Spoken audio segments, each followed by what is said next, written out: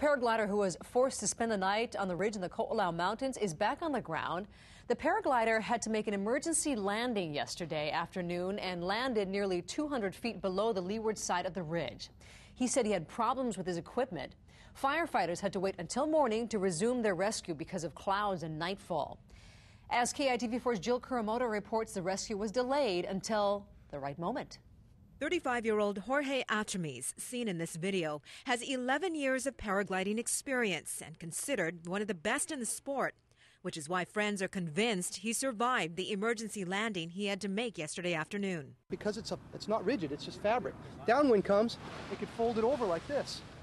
Okay, so now I've only got half a glider hanging and this thing's stuck underneath me and I'm looking at the top side of my wing. Me, I'd be freaking out a little bit, but Jorge just looks at it, oh, no big deal. He just flies the half a wing, and he went and landed it.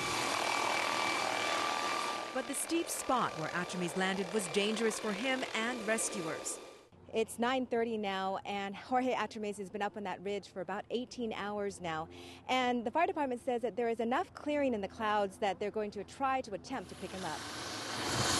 Back on the ground, Atrames says he was flying from Makapu'u to Kahana Valley and lost his direction in what they call the White Room. I was pulling out to the valley to be far away from the clouds, but one of them started to grow up really fast and sucked me up, and that was the last thing I saw. Atrames said he was cold and thirsty and didn't sleep during the ordeal. Every time I woke up, I was in a different place, so I was sliding down. But he was unhurt, and despite the harrowing experience, is thinking of heading back up this afternoon. Jill Kuramoto, KITV4 News. Rescuers say Atrames had a working cell phone that was key to locating him. He says from now on, he's also going to carry water and a compass.